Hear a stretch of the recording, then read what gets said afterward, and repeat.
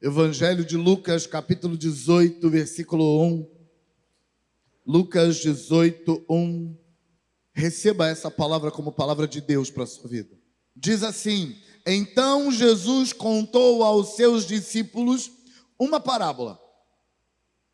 Diga, uma parábola. Escuta, Jesus contou aos seus discípulos uma parábola para mostrar-lhes que eles deviam orar sempre. Diga, orar sempre. E diga, nunca desanimar. Escuta isso. Jesus contou aos seus discípulos uma parábola para mostrar-lhes que eles deviam orar sempre e nunca desanimar. Jesus contou uma parábola e a parábola era sobre o dever de orar sempre e sobre não desanimar.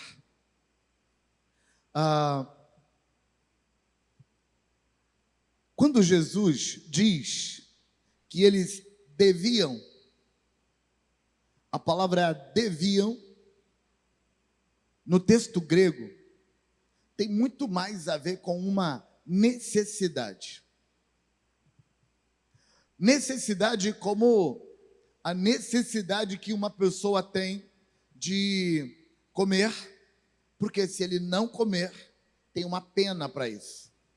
Como a necessidade que o indivíduo tem de trancar a porta da casa antes de dormir à noite, trancar o portão da sua casa com cadeado antes de dormir à noite, porque se ele não o fizer, tem uma pena para isso. Quando o texto diz que tem um dever, esse dever não está, na maioria das vezes, ligados a dever de lei, dever de imposição legal.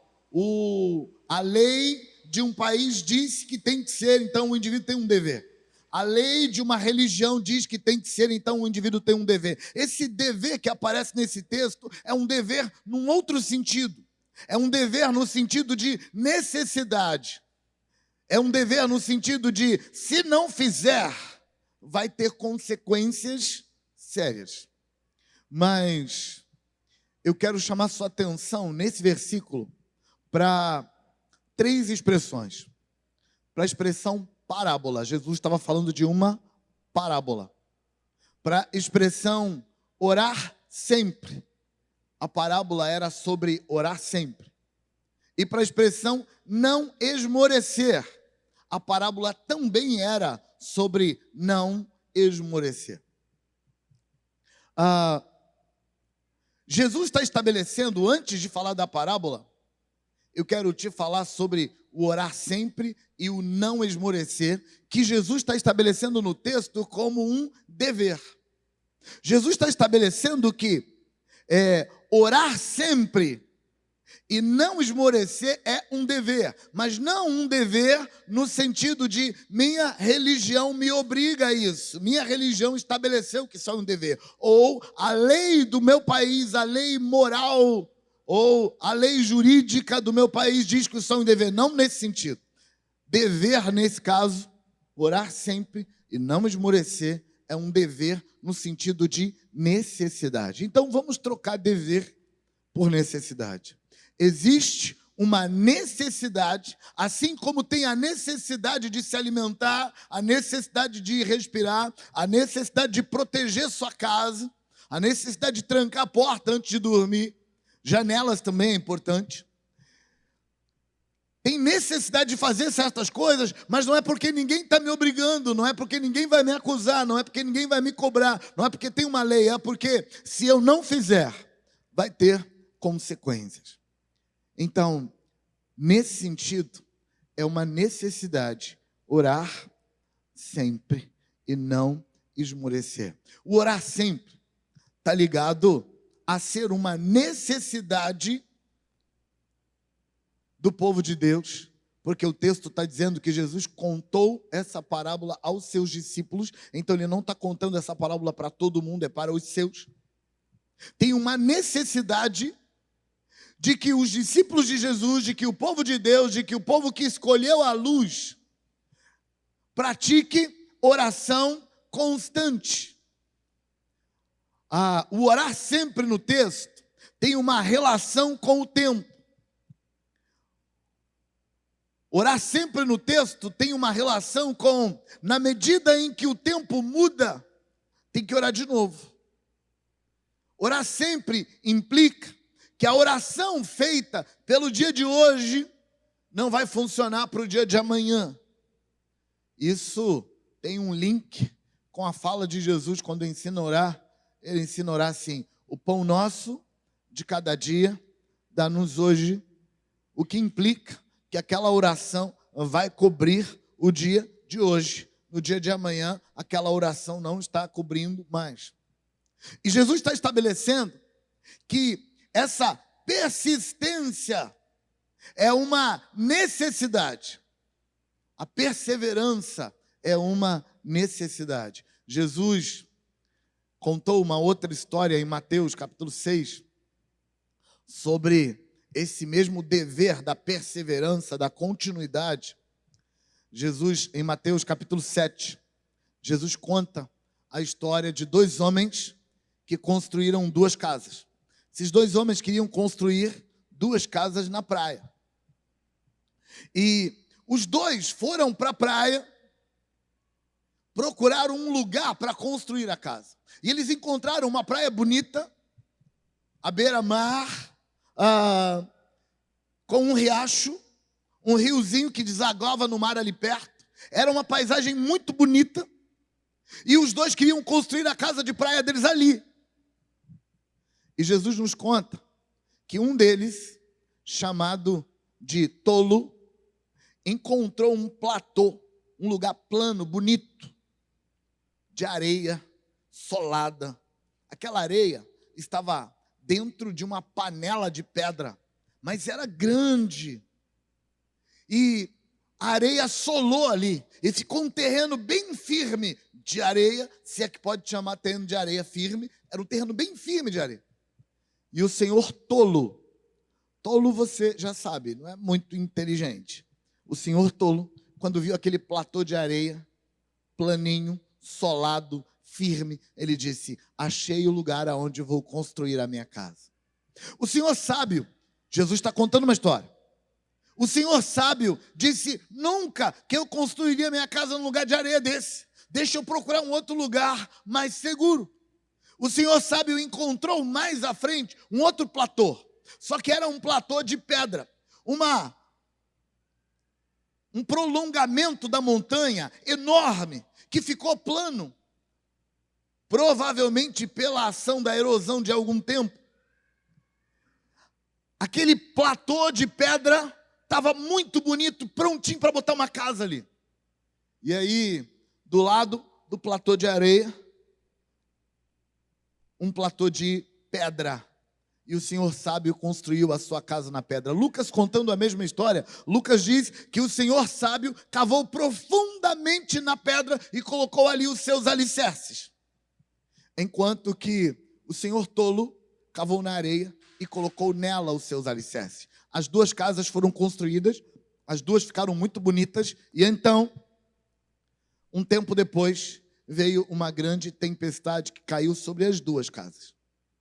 E a tempestade que caiu sobre as duas casas trouxe chuva, trouxe vento, trouxe enchente, aquele riozinho que passava ali do lado, perto das duas casas, foi cheio pelas represas acima do riacho, que foram quebrando. As águas do riacho transbordaram e se tornou praticamente uma tromba d'água. E enquanto chovia sobre as duas casas, o vento soprava sobre as duas casas, os rios transbordaram nas suas ribanceiras e as águas vieram sobre as duas casas.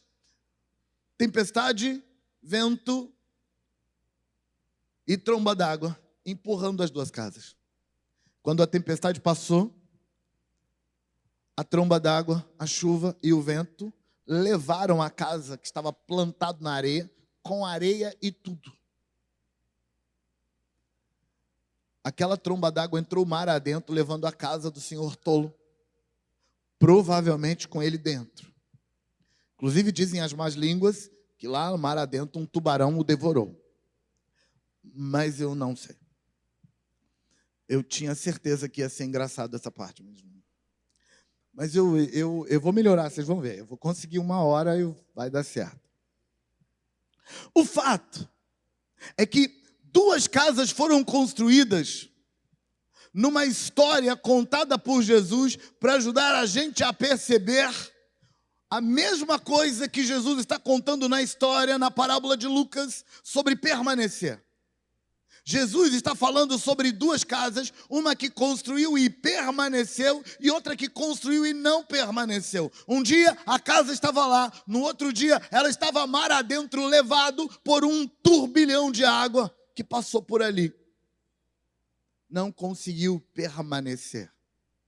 Jesus, naquela história, estava dizendo que muitos naquele dia vão me dizer: Senhor, um dia a gente te serviu.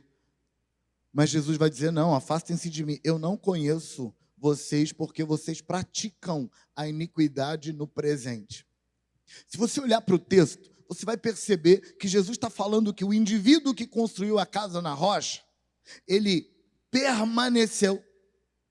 E lá num futuro, ele está debaixo da bênção de Deus. O indivíduo que construiu a casa dele sobre a areia, ele não permaneceu. E lá no futuro, ele foi reivindicar diante de Deus assim: Deus, eu não permaneci, mas houve um tempo da minha vida em que eu estava firme. E Jesus vai dizer: eu nunca te conheci. Por quê?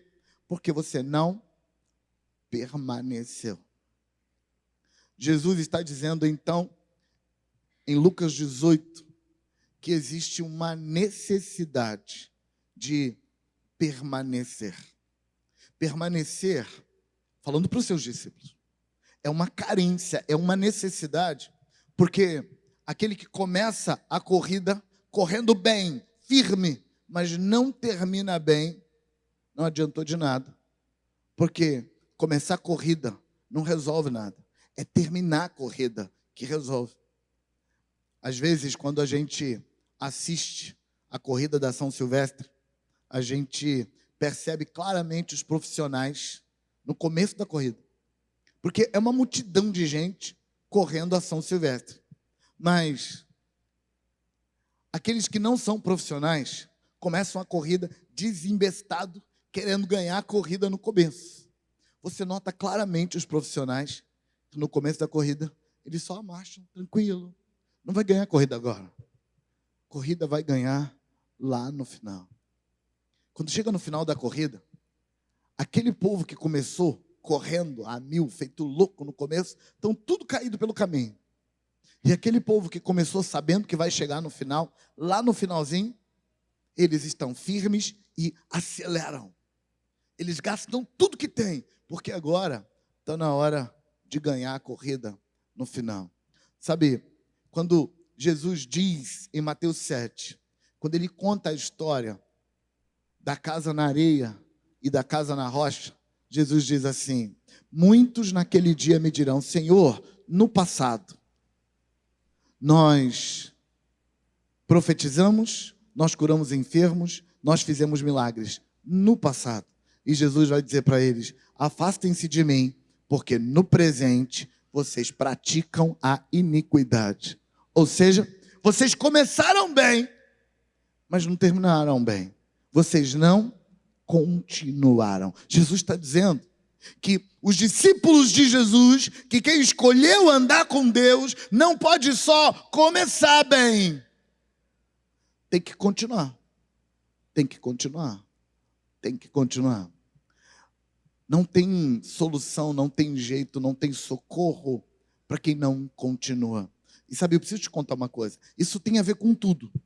A necessidade de continuar tem a ver com a salvação eterna. Aqueles que não continuarem não receberão o que Deus tem para a gente no final. Mas é mais do que isso. O seu relacionamento constante com Deus tem uma questão de continuidade. Na maioria das vezes, os milagres que você recebe de Deus, e se você está servindo a Deus há mais de 5 anos, já notou isso.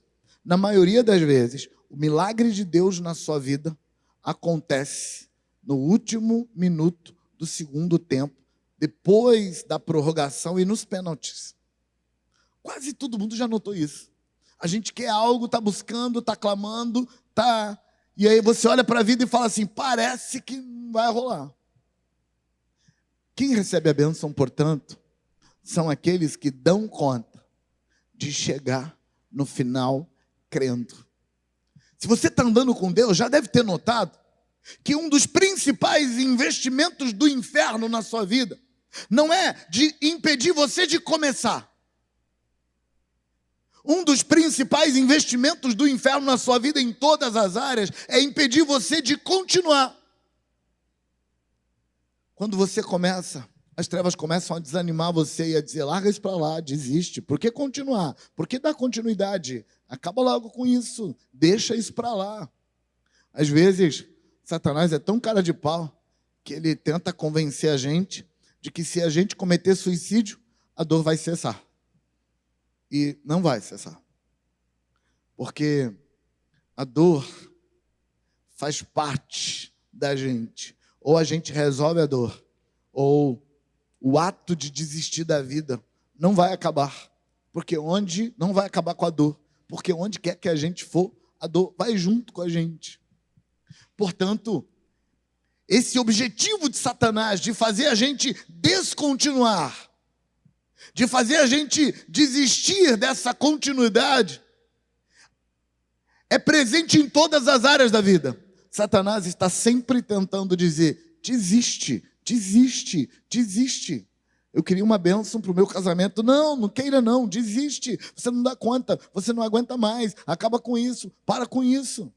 Eu quero que Deus abençoe o negócio que eu comecei na presença de Deus, com direção de Deus. E quando eu começo a buscar isso de Deus, as coisas começam a dar errado e o diabo vai no ouvido. Desiste, larga isso para lá, não continua não. Larga para lá, porque está difícil, não está fácil, está complicado, desiste.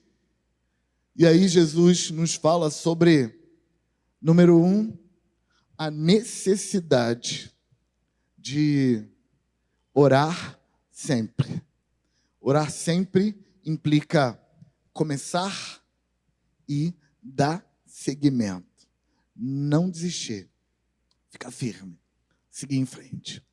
Sabe, a sua salvação tem a ver com continuar. O seu milagre, aquela bênção que você está pedindo, tem a ver com continuar. No final de uma persistência, no final de uma perseverança, é que o milagre de Deus nos visita. Então, a primeira expressão está resolvida, que é a expressão orar sempre. Tem um dever, uma carência, uma necessidade de orar sempre. Mas tem uma segunda expressão que eu quero chamar a sua atenção no texto. Nunca esmorecer.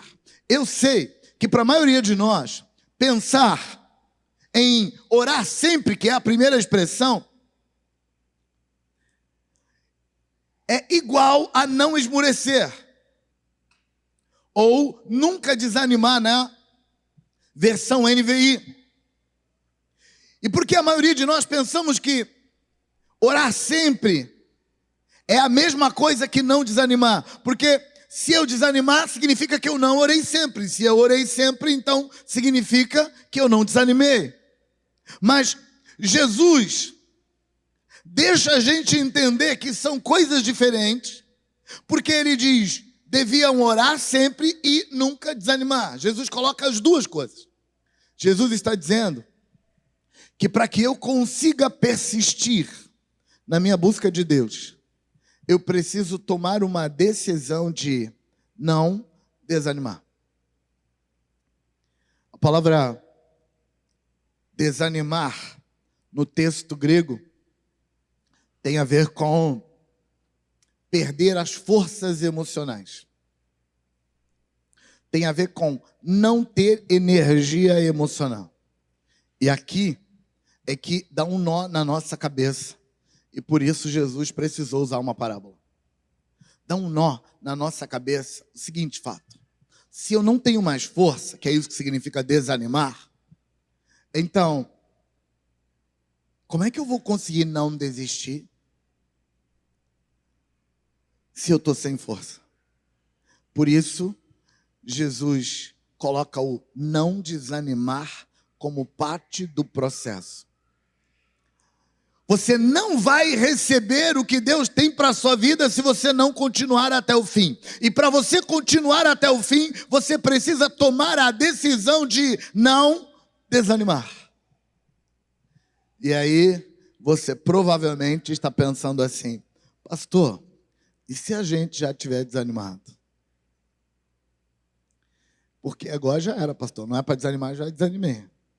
Então, aqui que entra a fala de Jesus. Escuta isso com muita atenção. Deus nunca vai te dizer para fazer alguma coisa que você não pode fazer.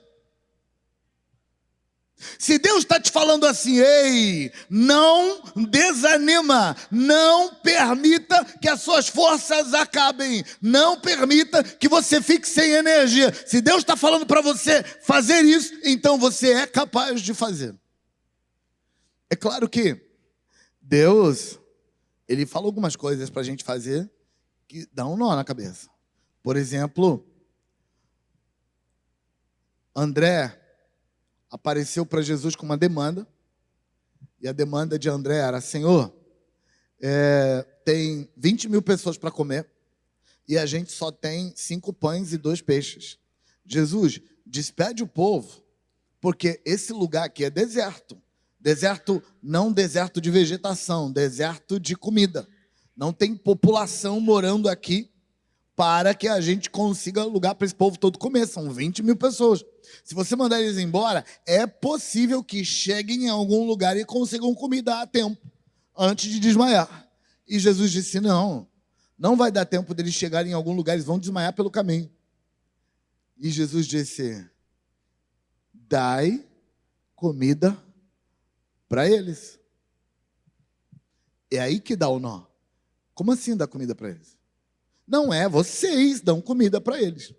Às vezes Deus manda a gente fazer alguma coisa que Ele sabe que a gente é capaz de fazer, mas a gente não sabe que é capaz de fazer.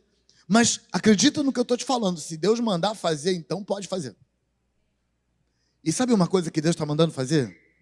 Ele está dizendo para as pessoas que não estão dando continuidade porque desanimaram.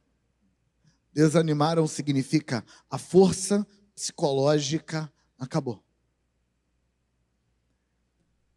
E a maioria absoluta de nós, irmãos, quando a força psicológica acaba, quando o desânimo toma conta, a gente tem certeza absoluta que agora a gente não dá conta de continuar. A gente não dá conta de fazer a primeira necessidade. Mas Jesus está dizendo, para você dar continuidade, para você não desistir, para você chegar no final da corrida e ganhar a corrida, você precisa tomar a decisão de: eu não vou desanimar, mesmo quando já tiver desanimado. Aqui entra uma descoberta nos seres humanos que a maioria de nós demora a vida inteira para descobrir. Nós conseguimos tirar energia de algum lugar que nós não conhecemos quando tomamos a decisão de tirar essa energia. Sabe, você vai notar isso em algumas situações. Quando você estiver completamente acabado, sem energia, no final de um dia, que é o final de uma semana, que é o final de um mês, que é o final de um ano, super complicado, e você se jogou na cama e você disse para você mesmo: acabou para mim, vou dormir 2 dias, já era, não me peçam nada, eu não consigo mais nada, eu não tenho energia para mais nada, eu estou com vontade de chorar de tanto cansaço, e você está ali jogado, você tem certeza que não cabe mais nada. E então alguém traz uma demanda do tipo: seu filho caiu, quebrou o braço, tem que levar para o médico agora. Acontece um fenômeno que você esquece que não tem energia. Você esquece que está cansado. Você esquece que tinha dito para você mesmo que não pode fazer mais nada. E quando você vê, já saiu, já levantou, já fez. E qualquer um que te encontrasse no caminho fazendo o que tem que ser feito, diria: mas você não falou que não aguentava mais nada? Então deixa eu te contar uma coisa. A gente consegue muito mais do que acha que consegue quando a gente toma a decisão. Tomar a decisão de eu não vou desanimar. Eu não vou deixar a minha energia acabar. Por quê? Porque está na hora de tomar uma postura e não desanimar.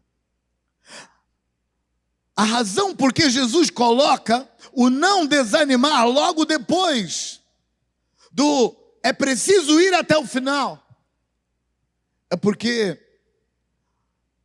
a ferramenta mais poderosa do inferno para não deixar você ir até o final é apontar a sua falta de energia. Não tem energia. Desiste, se entrega, abre mão, se mata, abandona, deixa para lá. Você não aguenta mais. Sabe, a boa notícia de Jesus, através de mim para você, é uma notícia que talvez você não goste de ouvir. Você aguenta. Embora seja uma notícia que você não queira ouvir, eu preciso te contar que muitas vezes é essa notícia que vai salvar sua vida. Muitas vezes é essa notícia que vai salvar seu casamento. Muitas vezes é essa notícia que vai salvar sua saúde, que vai salvar seu milagre. Porque é justamente na hora em que você diz, não dá mais, eu não aguento mais, eu não vou chegar até o final. Eu já joguei o primeiro tempo. Eu já joguei o segundo tempo, eu já joguei a prorrogação, eu já joguei os pênaltis, a gente está no último segundo, eu não aguento mais, eu vou levantar a bandeira branca, eu vou desistir, eu vou acabar com isso, eu não aguento mais. E aí Deus fala assim, ei, mais um poucochinho de tempo, e aquele que vem virá, e não tardará, e o meu justo viverá da fé, e se ele recuar, a minha alma não tem prazer nele. Pastor, você tirou isso da onde? Hebreus, capítulo 10, versículos 35 a 39. É ali que começa a definição da fé. Na definição da fé, que a gente aprende que a definição da fé começa em Hebreus, capítulo 11, versículo 1. Mas você precisa entender que a Bíblia não foi escrita originalmente com capítulo e versículo. A Bíblia foi dividida em capítulo e versículo muito depois. E muitas das divisões não começou em cima do assunto. O assunto fé, que nós estamos acostumados a pensar que começa em Hebreus, capítulo 11, versículo 1, na verdade, começa em Hebreus, capítulo 10, versículo 35. E ali, a fé é não abrir mão da confiança. O escritor aos Hebreus, que eu acho que foi Paulo, disse, não abram mão da sua confiança, porque a sua confiança será ricamente recompensada. Mas ela vai ser ricamente recompensada se você ficar até o final crendo. Então Satanás sabe que a chance dele está em convencer você a não ficar até o final crendo. Se você desistir na metade do caminho, você perde tudo. O escritor aos Hebreus segue com a fala dele. Depois que ele diz que a fé é não abrir mão da confiança. Decidiu confiar, agora fica confiando até o final. Ele segue na sequência disso, dizendo que é importante que você persevere, porque depois que você perseverar, você vai alcançar a promessa que foi dada. E aí, ele segue dizendo, mais um poucochinho de tempo na versão corrigida. Em outras versões, esse poucochinho muda, mas eu adoro essa palavra. Por isso eu adoro lembrar da corrigida. Almeida Revista e Corrigida diz, mais um poucochinho de tempo e aquele que vem virá e não tardará. Mas o meu justo viverá da fé. E se ele recuar, minha alma não tem prazer nele. Para que você dê conta de ficar até o final, você vai precisar duvidar do seu desânimo. O seu desânimo vai dizer para você, você não aguenta mais. Você não dá conta. Para você já deu. Para você já acabou. Deixa eu te contar uma coisa. Mentira. Quantas vezes na sua vida você tinha certeza que acabou, mas alguém conseguiu te convencer que não acabou? Quantas vezes? Eu já carreguei peso demais. Minhas costas doem, minha perna dói, meu pescoço dói, minha moral está baixa. Eu não aguento carregar mais peso. E então, o peso vai tirar a vida de alguém que você ama. Você esquece que costa dói, que a cabeça dói, que a perna dói. Você esquece que tudo dói e você faz o que tem que ser feito sem nem se lembrar da dor, porque você decidiu. Então, é mentira do inferno essa conversa de que você não aguenta mais. A boa notícia que eu tenho para você, o evangelho de Deus que eu tenho para você é: você aguenta sim. Você aguenta. E Deus está te convidando a ficar firme até o final. E se disseram para sua alma que você não aguenta, eu estou te contando, você aguenta. Não desanime, não desista, não abra mão, não molenga. Levanta a cabeça, toma postura, seja homem de Deus, seja mulher de Deus. Está na hora de lutar pela bênção que Deus prometeu para você. Está na hora de lutar pela sua família. Está na hora de lutar por aquilo que Deus disse que vai vir sobre você. Está na hora de dizer: eu vou ficar até o final e ponto. Jesus está falando sobre o dever de orar sempre, de dar continuidade. Mas Jesus está falando também sobre o dever de nunca desanimar. A terceira palavra que eu quero te falar, e eu quero falar já terminando, fechei porque eu termino. A terceira palavra é a palavra parábola. Quando é que Jesus contava parábola? Por que Jesus conta uma parábola sobre o dever de orar sempre e nunca desanimar? Jesus conta parábolas quando a mente humana não dá conta de alcançar a verdade. Parábola, nesse texto, tem uma ligação com comparação a partir de uma coisa conhecida para algo desconhecido.